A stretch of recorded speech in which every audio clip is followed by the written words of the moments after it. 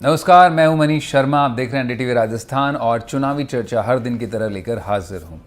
तो चुनावी चर्चा में आज फिर महिला आरक्षण यानी नारी शक्ति वंदन अधिनियम जो लोकसभा में चर्चा चल रही है, संसद में जिसे कल पेश किया गया, उसी पर एक बार फिर नए सिरे से चर्चा होगी। आपको बताएं कि 19 सितंबर को जिस महिला आरक्षण विधेयक पर चर्चा का श्री गणेश कल हुआ था, वो आज भी जारी है। कल कानून मंत्री अर्जुन मेघवाल ने महिलाओं को विधानसभा और संसद में 1/3 यानी 33% आरक्षण देने के लिए जो संविधान संशोधन बिल पेश किया, उस पर पक्ष विपक्ष के सांसद खुलकर बोल रहे हैं, अपनी बात रख रहे हैं। सोनिया गांधी, डिंपल यादव, महुआ मोइत्रा महिला नेताओं ने विपक्ष से मोर्चा संभाला, तो निर्मला सीतारमण, स्मृति ईरानी और अनुप्रिया पटेल जैसी नेताओं ने पक्ष की ओर से पलटवार किया। इस दौरान कांग्रेस, टीएमसी जैसे दलों ने क्रेडिट लेने की होड़ के साथ साथ इसके जल्द लागू होने पर सवाल उठाए, जिसके जवाब में सत्ता पक्ष ने अपने मजबूत इरादों से बचाव किया। तो आज चुनावी चर्चा में हम इसी पर बात करेंगे कि 2 दिनों से जारी नारी शक्ति वंदन विधेयक पर जो सरकार का तर्क है और सरकार जिस तरह से इसे लेकर आई है और लागू करने की वो नीयत दिखा रही है, लेकिन वहीं विपक्ष जो है इसके जल्द ही लागू करने के इरादे पर सवाल उठा रहा है। मेरे साथ हर दिन की तरह होंगे खास मेहमान। भाजपा से सुमन शर्मा होंगी और कांग्रेस से संगीता गर्ग हमारे साथ जुड़ चुकी हैं। वहीं हम कोशिश करेंगे कि सोशल एक्टिविस्ट रंजना कुमारी का भी हम रुख करें, लेकिन सबसे पहले भाजपा और कांग्रेस की जो दोनों प्रवक्ताएं हमारे साथ मौजूद हैं, मैं उनका रुख करना चाहूँगा।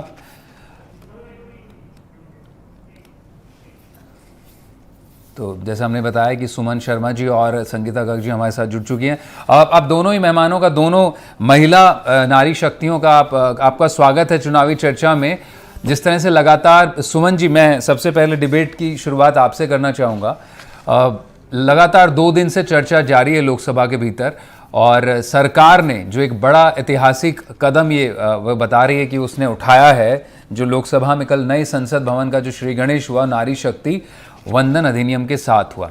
लेकिन इसे लेकर जो है आपकी पहल बहुत सराहनीय बताई जा रही है, लेकिन सुमन जी, से लेकर लागू होने को लेकर बड़े सवाल कर रहा है विपक्ष के। कहा जा रहा है कि इसे लागू होने में 5-6 साल लग जाएंगे।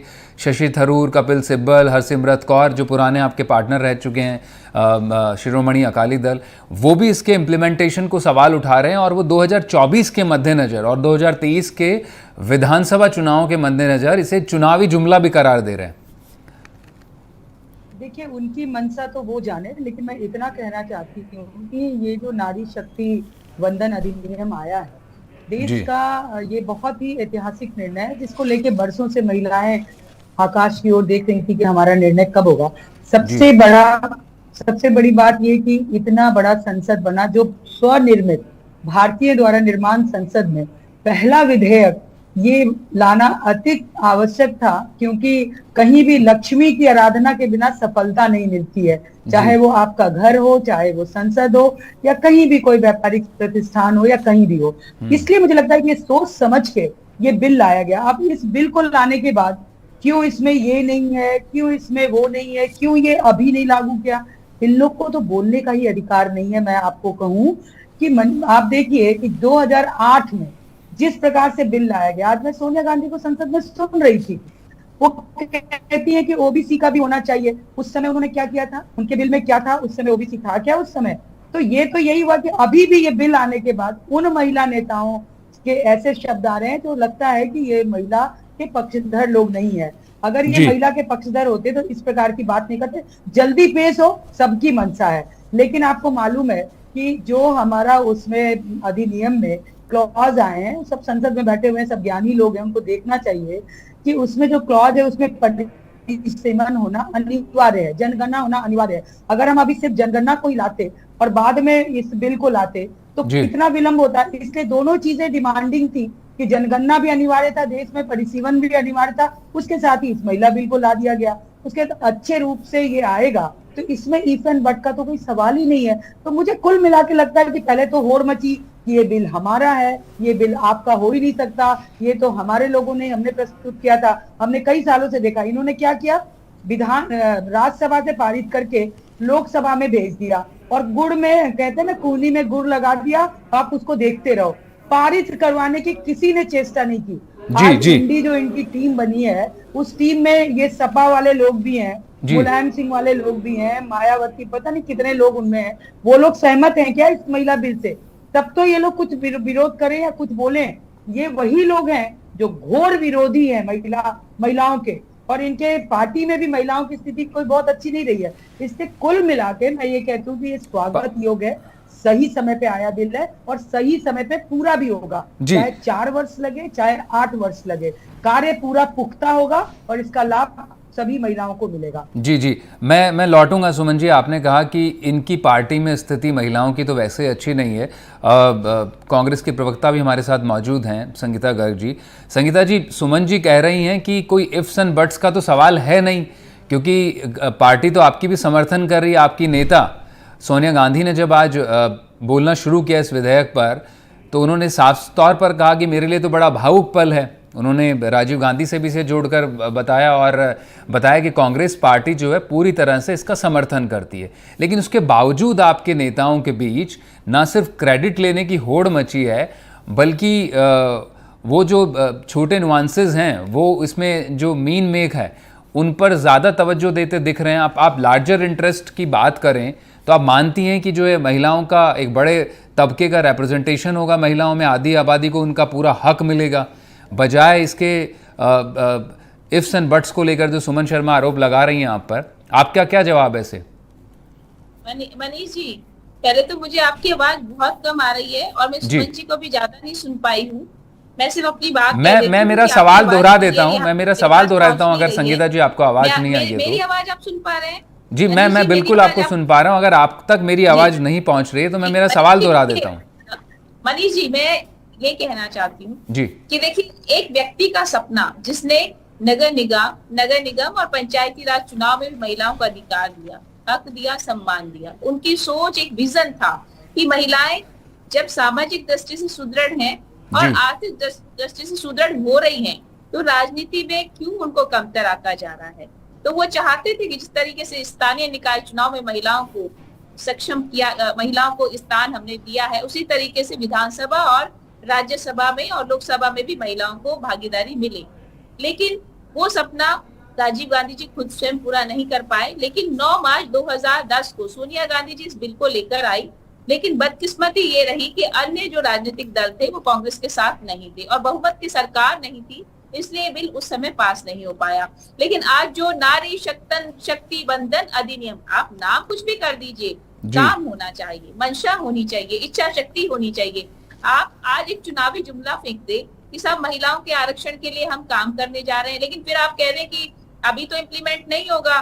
तो मैं ये कहना ये चाहती हूँ कि जो महिलाएं लंबे समय से सपना संजो के बैठी थी कि भी राजनीति में जिनका कोई आका नहीं होता, जिसको कहते कोई गॉडफादर नहीं होता, उन महिलाओं के लिए बड़ी चुनौतियां होती हैं। मैं भी एक राजनीतिक परिप्रेक्ष्य से हूँ और लंबे समय से राजनीति के संगठन में काम कर रही हूँ। तो मेरी जैसी बहुत सारी महिलाएं हैं जिनका कोई गॉडफादर नहीं होता, या वो स्वतंत्र रूप से राजनीति में काम करती हैं, यानी कि पारिवारिक पृष्ठभूमि भी उनकी राजनीतिक नहीं होती, तो उनके लिए बड़ी चुनौतियां होती हैं। ऐसी स्थिति में जब ये बिल आया तो मेरी जैसी अनगिनत महिलाएं खुश हुई और उनको लगा कि आज राजनीति में भागीदारी लेने का मौका हमें भी मिलेगा। लेकिन देखिए, विडंबना ये है कि भारतीय जनता पार्टी हमेशा ही चुनावी मोड़ पे रही है, या उनको कहे कि चुनावी जब समय आता है तभी ऐसे पैतरे फेंकते हैं कि सब वोट लेने के खातिर इस तरह के काम करते हैं। आप अगर, मैं कहती हूँ, अगर आप ये चाहते हो कि बिल आना चाहिए तो इसको तुरंत लागू किया जाए, जिससे पूरे देश की महिलाएं आपका धन्यवाद करेंगी। लेकिन धन्यवाद तो मैं कहती हूँ कि पूरे देश की महिलाएं जो मातृ शक्ति है, जो मेरी महिला साथी हैं, वो सर्वप्रथम सोनिया जी का धन्यवाद भी करती हैं और उन्होंने राजीव गांधी जी का भी धन्यवाद किया। क्या आप प्रधानमंत्री नरेंद्र मोदी का भी आवाज नहीं सुन पा रही हूँ? मेरी बात पूरी हो जाने दीजिएगा।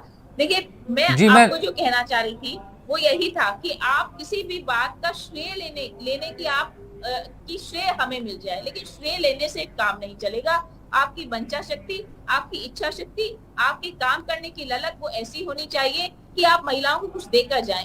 संगीता जी जब जुमला बनकर रह जाएगा, जिस तरीके से आपने और भी चुनावी जुमले दिए हैं कि बहुत हुआ महिलाओं पर अत्याचार अब की बार बीजेपी सरकार, या बहुत हुआ महंगाई की मार अब की बार बीजेपी सरकार, तो बहुत हुई पेट्रोल डीजल की मार अब की बार बीजेपी सरकार। तो हमने इन सभी नारों को देखा भी है, जी संगीता जी, सुना भी है, और उनका जिस तरीके से इम्प्लीमेंट आपने क्या किया है ये भी पूरा देश जान गया है। जी संगीता जी, मैं लौटूंगा आपके पास,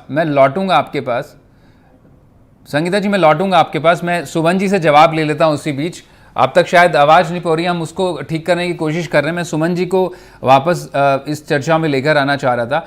सुमन जी वो बोल रही हैं कि बिल तो अच्छा है क्योंकि कांग्रेस भी पहल कर ही चुकी है और काफ़ी जो शुरुआती जो काम काज है वो तो नगर निकायों में, स्थानीय निकायों में तो राजीव गांधी के समय पहल हुई थी। लेकिन जो सबसे बड़ा आरोप ये है उन पर कि आप पर, आपकी पार्टी पर, कि आप चुनावी मोड में रहते हैं और चुनाव के ऐन वक्त पर इस तरह की पहल करते हैं, और क्योंकि आप इसे लागू तो कर नहीं पाएंगे 5-6 साल से पहले, इसलिए आप 2024 और 23 के मद्देनजर इसे भुनाना चाहते हैं। 2023 और 2024 में भी कहाँ इनकैश होगा? अगर ये राजनीतिक आरोप लगा रही है कि चुनाव को दृष्टिगत करके ये बिल लाया गया तो इनकैश कहाँ होगा? ये तो जाके 30 या 27 में जाके पूरा होगा। तो कहीं हमारी मंशा वोटों को लेके महिलाओं को केंद्र बिंदु में लाना नहीं होता है। अगर ऐसा ही होता तो हम ट्रिपल तलाक की बात क्यों करते?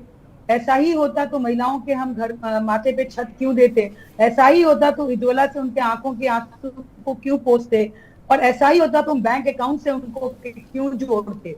तो इस तरह का आरोप लगाना मुझे लगता है कि अनर्गल आरोप है और इन आरोपों में कोई दम नहीं है। और हम लोग भारतीय जनता पार्टी या नरेंद्र मोदी जी ने महिलाओं को केंद्र बिंदु में लेके ही अपनी सारी योजनाएं बनाई और उसी का परिणाम हुआ कि आपने देखा होगा कि महिलाएं किस प्रकार से सशक्त होती चली गई।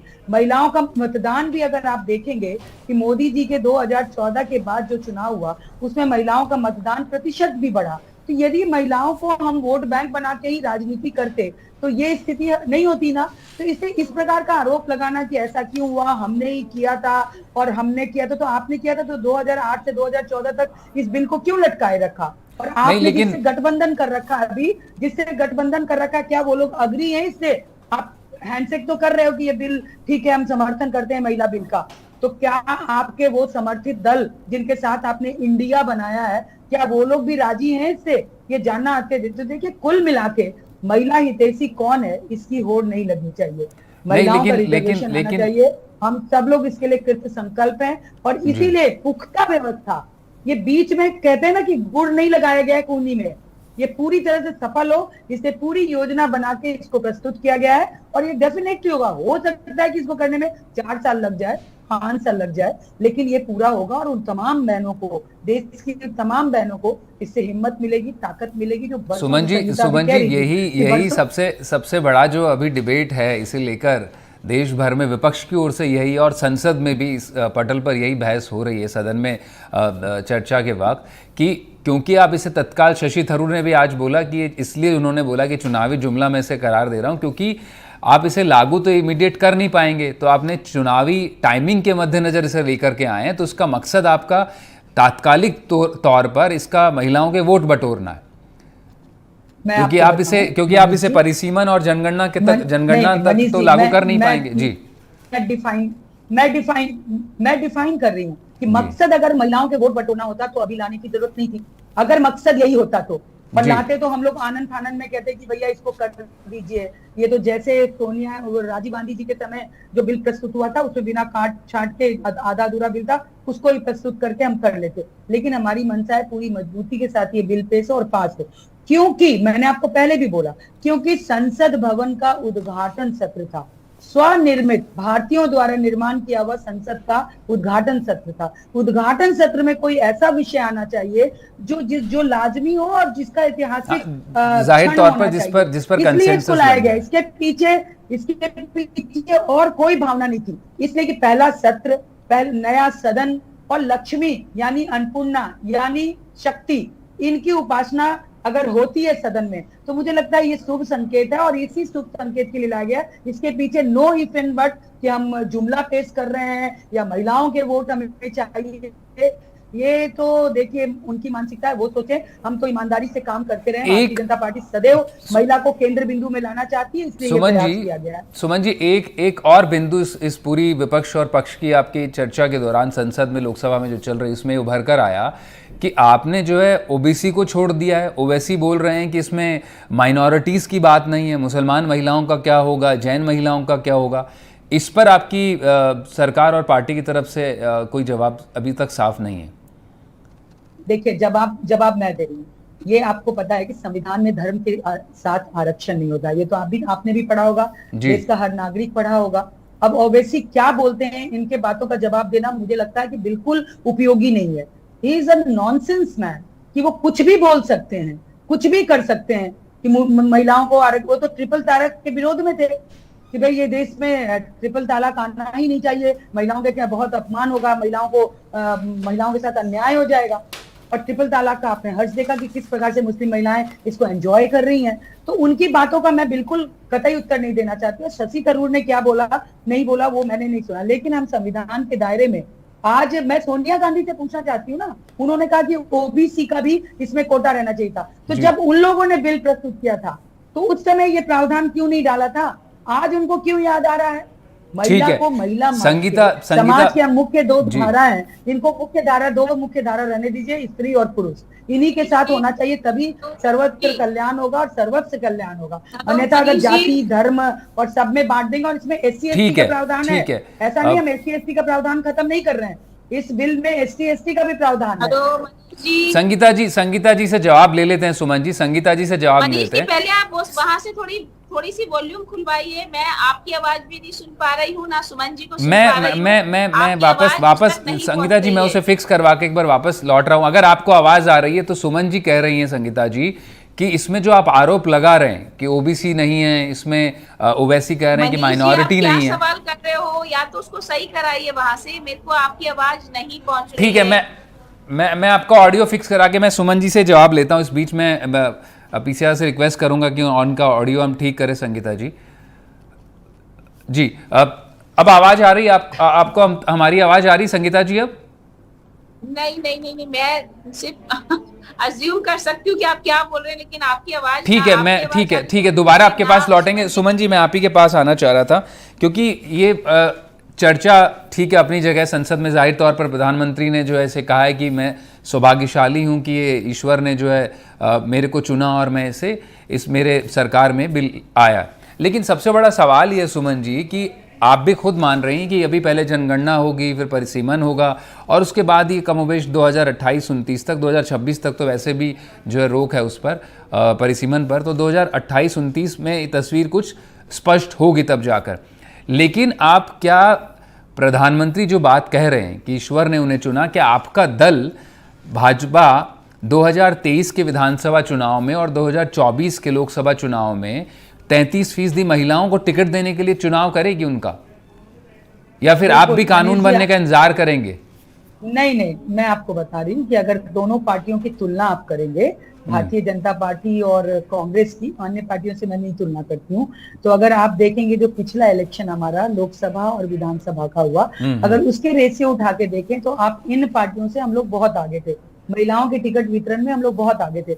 हमने महिलाओं को कैसे आगे बढ़ाया, इसका भी एक बहुत अच्छा उदाहरण आपको देते हैं कि जब केंद्र में हमारी सरकार बनी तो विभाग के नाम पे महिलाओं को केवल महिला बाल विकास या कोई ऐसा वैसा डिपार्टमेंट पकड़ा दिया था, लेकिन आपने देखा किस प्रकार के महत्वपूर्ण महकमे मोदी जी ने महिलाओं को दिया, चाहे वो फाइनेंस हो, चाहे वो फॉरेन मिनिस्ट्री हो, चाहे वो डिफेंस हो, और भी सारी इंपॉर्टेंट मिनिस्ट्री उन्होंने अपने ये 9 साल के टेन्योर में आपने महिलाओं को संभालते हुए देखा। तो ऐसा नहीं है कि हम कोई रिजर्वेशन का ही वेट कर रहे हैं। अगर रिजर्वेशन का वेट है तो उससे एक ताकत मिलती है कि हमारे जैसी बहुत सारी सामान्य महिलाओं के लिए सीट सुरक्षित हो जाएगी, तो चुनाव लड़ना सरल हो जाएगा। उसके विद इन द पार्टी भी मैं बताना चाहती हूँ कि हमारे संगठनात्मक ढांचा में भी हम लोग 33% रिजर्वेशन देते हैं। हमारे संगठन के आप स्ट्रक्चर को देखेंगे तो प्रदेश की टीम हो, चाहे केंद्र की टीम हो, चाहे वार्ड हो या चाहे डिस्ट्रिक्ट, सभी में 33% आरक्षित है महिलाओं के लिए। उसमें विभिन्न पदों पे, संगठनात्मक पदों पे महिलाएं बैठी हुई हैं। तो इसलिए महिलाओं के हम पक्षधर हैं और हम महिलाओं के साथ न्याय करेंगे। आप देखिएगा इस इलेक्शन में भी आपको बदली हुई तस्वीर नजर आएगी। नहीं सुमन जी, ये बदली हुई तस्वीर अक्सर राजनीतिक बयानों में तो दिखता है, लेकिन वो कहीं भी आपके ग्राउंड पर कभी रिफ्लेक्ट नहीं होता। अभी आपने बताया कि आप कांग्रेस से अलहदा हैं, आप महिलाओं को ज़्यादा अच्छे मंत्रालय देते हैं, ज़्यादा टिकटें देते हैं। 2018 का राजस्थान विधानसभा खुद मैंने कवर किया था और आपकी पार्टियों ने 200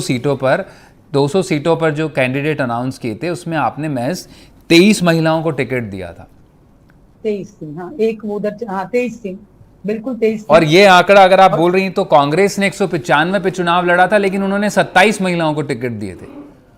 नहीं, 27 महिलाओं को इस बार वाले में दिया होगा, उसके पिछले बार का आंकड़ा आपको याद है? नहीं, 2018 की बात कर रहा हूँ, 2008 सुमन जी, 2018 के चुनाव की मैं बात कर रहा हूँ कि आपने 200 विधानसभा सीटों में जो उम्मीदवार उतारे, सभी सीटों पर आप चुनाव लड़ते हैं, आप बड़ी पार्टी के तौर पर, लेकिन आपने चुनाव में टिकट सिर्फ 23 महिलाओं को दिए थे। इस पर मैं जवाब जानना चाहता हूँ आपसे। आप ये 18 तक क्यों सीमित रहे? 18 के बैठ जाइए ना, मैं आपको बताती हूँ कितना हम लोगों ने टिकट दिया। तो ये एक बात ये मैं मान सकती हूँ कि जब तक आरक्षण नहीं मिलेगा तब तक वो कहते हैं ना कि साडा हक ऐथे रख, वो थोड़ी सी दिक्कत आती है पार्टी स्तर पे भी, जहाँ कहीं चयन करने जाते हैं। इसीलिए तो आरक्षण जरूरी है कि ठोक बजा के हमारी सीट हमें दो, अन्यथा हम याचक बन के ही खड़े रहेंगे। अगर मिल जाए, कभी 22 मिल जाए, कभी 23 मिल जाए, या कभी 24 मतलब आपका मानना है कि आरक्षण, हाँ, आपका मानना है कि कानून बनने तक जब तक आप साड़ा हक नहीं मांग सकेंगे, ये आपकी पार्टी में भी यही हकीकत है। ठीक है, मैं संगीता जी से जवाब लेता हूँ। ये कॉमन फिनोमेना है। हाँ, क्योंकि कहते हैं ना कि नहीं, मैंने ये सवाल इसलिए पूछा आपसे, आपने कहा कि भाजपा खासतौर पर महिलाओं को ज्यादा टिकट देती, तो मैंने आंकड़ा आपको बताया।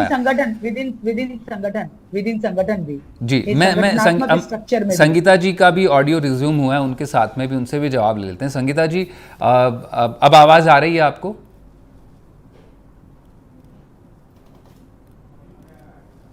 संगीता जी, आवाज पहुंच रही है आप तक हमारी?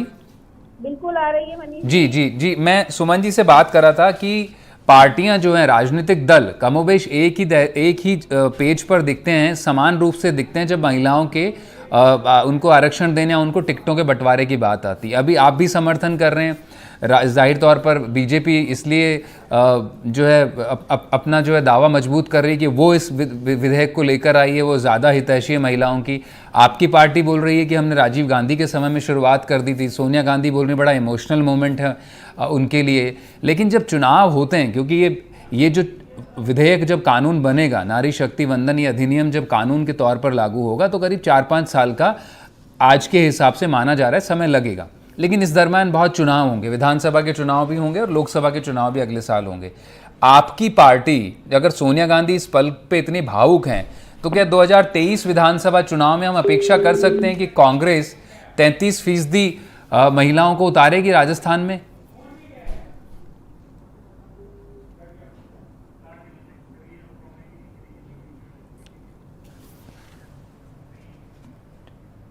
चलिए, मैं एक बार फिर से रुक करना चाहूँगा सुमन जी की ओर। शायद ये ऑडियो की प्रॉब्लम है संगीता जी के साथ में। सुमन जी, मैं वापस आपके पास आना चाहूँगा।